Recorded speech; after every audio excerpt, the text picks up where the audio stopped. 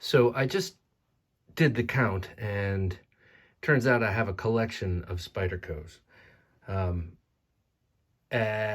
Or at least it's a sub-collection. What do you think? I have 13 Spydercos, and I never meant for it to get to this point, but I have 13 Spydercos, and none of them am I willing to part with. So that means, well, it's a collection, I guess. So I figured I would just kind of mindlessly array them out here, kind of in order of size. Not mindlessly, but I don't intend to go into great depth. But sometimes best intentions, you know. Okay, so let me start with this one. This is a Delica. This is a Delica Wharncliffe with those beautiful Spidey serrations. Look at that. This was a gift from our good friend Stu of Stone and Steel up in New England. It was a gift. Thank you very much, Stu. I appreciate this greatly. And it came with a black handle, and I wanted to make it extra special, so I got these titanium handles from Smoky Mountain Knife Works, and I love how it changes the feel of this. I'm thinking I might get a silver clip for it, though I do like a lower profile clip, something that's not too reflective. But what a great knife this is. Stu is a law enforcement officer, and he carries the Endura version of this, so the longer version of this, in his back pocket. And I could see why you would want to if you're a first responder, because these serrations are amazing, and you can do a lot of work with those. Next is a standard Delica. This was a gift from my oldest daughter before my youngest daughter existed, and she wanted to get me a purple knife, and this is where I directed my wife. So she named it Sleepy Bear, and that's what it will forever be called, Sleepy Bear. And isn't that cute? Yes, it's adorable. One thing I always loved about the Delica and the Endura is this little landing pad.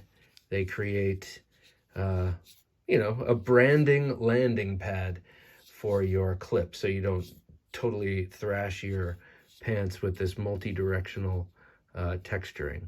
But I love this color. I do love purple, and but I'm like I don't have very many purple knives, but still love it on this knife. Sleepy Bear, the Delica. Next, this was a gift from my wife in 2014, hot on the heels of the birth of my second daughter, and my exhausted wife said, just what do you want for Christmas? Just send me a link. And I sent her a link to this, and what a great knife this is. Of course, this is the Sage II from Spyderco. Obviously, these are all Spydercos from the Taichung, Taiwan plant, and it's an ode or a tip of the hat to Chris Reeve and his integral lock, also known as a frame lock. But what a great knife. Love this knife. Fits in the hand just so perfectly when you use that choil. And I love the look of it. I find Spyderco designs very hit or miss for me in terms of aesthetics. I know they all work beautifully. They're almost beautiful to the hand more than to the eye. But I find the Sage series to be quite fetching, and look at this. I mean, to me, this titanium is just gorgeous, and the whole thing is very nicely done. Great little back pocket knife. I like that in my rear back pocket. The Sage II. Next is my exclusive Yojimbo in M4, exclusive to Blade HQ. You've got their, it's gotten dirty, dag nabbit, but this is that raw or jade G10 that's translucent. I like that. You can see through it a little bit. I love the black hardware and the black blade against this G10, that color. And I have an MXG gear clip on there for deep carry. And just one of my very favorite designs by in the Spyderco lineup. This is the Michael Janich second iteration of the Yojimbo. The Yojimbo 1 was a much more awkward looking design, though it looked like it probably felt great in hand. But this, he just nailed it. It's a perfect, I love this design. And you know I must love it because this is a 3 1/4 inch blade, which generally is not my, it's not my thing, man. But what a great knife this is. And I convinced myself that I love M4 because I had a Benchmade Contigo that was an M4 blade, and it was such a great knife. But that's the only M4 I think I've ever used. But ever since then, I've been coveting the Blade HQ versions. This is another Yojimbo 2. Very rarely do I get 2 of the same model of something. This was, I think, a GP Knives exclusive, if not DLT Trading, one of the two, in CPM 20CV and carbon fiber. This is real carbon fiber. You can see by turning it on the side. Oftentimes, Spyderco will do a carbon fiber laminate where it's just carbon fiber on top and G10 down here. And to me, like, I just don't like the look of carbon fiber enough that I would fake it. I do like the look of the marbled carbon fibers and some of the more exotic carbon fibers, but just this plain weave carbon fiber, I mean, it's not worth faking as far as I'm concerned. So if you want the weight savings and all of the benefits of real carbon fiber, go for it. And so it's fine on this knife, and I like it just fine. Though maybe this one is ripe for a micarta handle. This one I dropped on the tip and snapped the tip off. It looked like that. And I used it for quite a while that way. Actually sharpened that secondary edge. It was like a little mini Tanto down there. And then eventually sent it to Jared Neve of Neve's Knives. He's an amazing freehand sharpener. Uses all these beautiful stones. And he just put a whole new edge on it and totally fixed that tip. So this is a great one. Never get rid of this one. So it looks like I will always have 2 Yojimbos in my collection, unless I go and get another one. This is the Spydiechef, which by far has the coolest wear on it. And I haven't, you know, I've carried this a bit, and I've traveled with this a bit, but all the snail trails on here make it look like it's been my steadfast companion for years, and it hasn't been. But I love how it's aged. This one I sent it to Mike Emler of Emler's Crazy Edge. He is also a freehand sharpener and does amazing sharpening work. I sent it to him to sharpen, but also to change that the tip and give myself a point on this Spydiechef. And you know, he just had me kind of mark it out with a marker.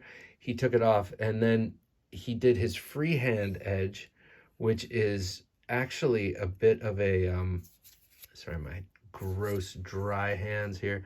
It's a bit of a convex grind, as he says. And then he put this amazing finish on it. I love this finish.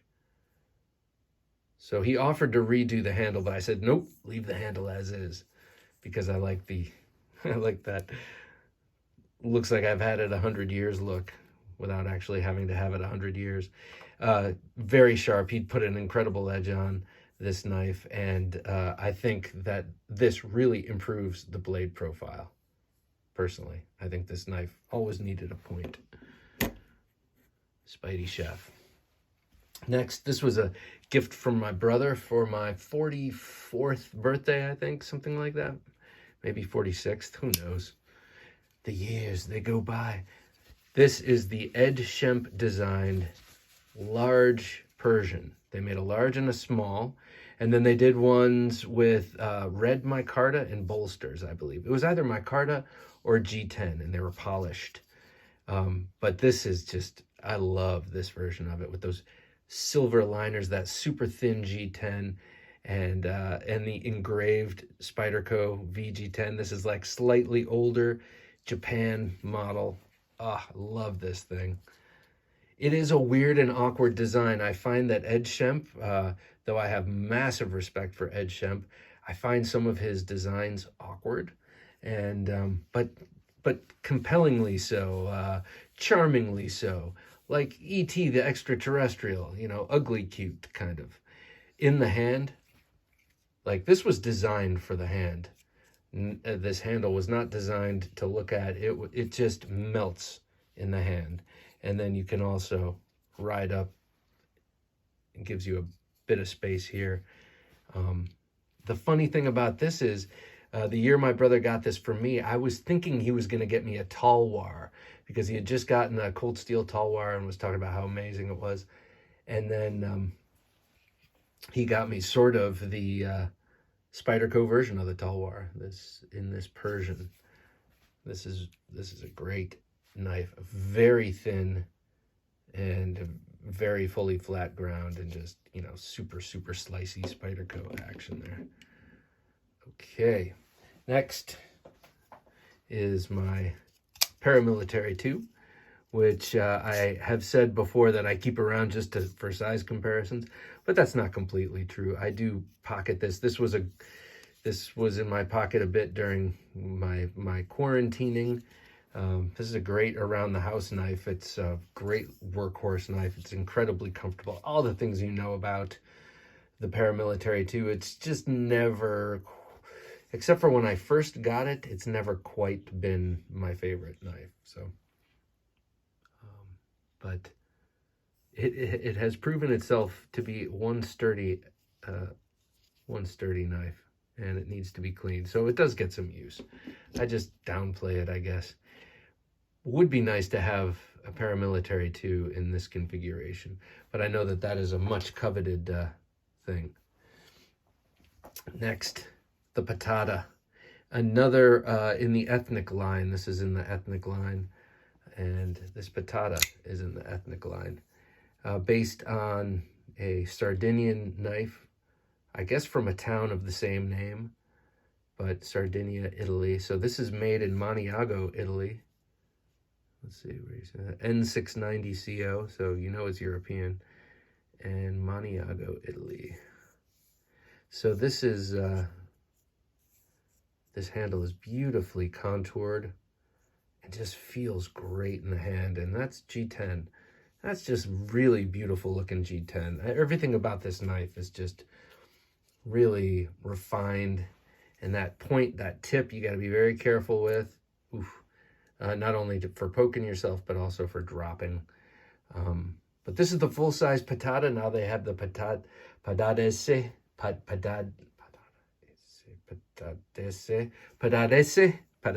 the small one. This is almost 4 inches, if not 4 inches. Let's see. Just shy of 4 inches. And the Patadese is the smaller one. It comes in at 1.25 inches. For all you 3.25 inch knife lovers, it looks just like this. Beautiful, cute little version of this. Might be nice to have that and this. Didn't think about that until I made this video, but it'd be nice just to have it in the collection, and kind of like I have those two. Anyway, what do you think? Should I get the new little Pattada? I'm going to stop trying to say it. All right, next is the Endura. I got this on my 42nd birthday, which is it's a while back now. And on that birthday, or I got it right before that birthday, on that birthday, I drank too much tequila and ended up stabbing a tree with this. And in doing so, ran my hand up on the blade and did a number on myself, and dripped blood all over the house. And my mother-in-law, who was so cool about it, was just like to my wife, honey, it seems Bob cut himself. Just follow the blood trail. I think he's in your bathroom. And we patched me up, and I got back to it. This is a great knife. This has been a painting knife for me. So this is great and we're going to be doing that this weekend and the weekend after that.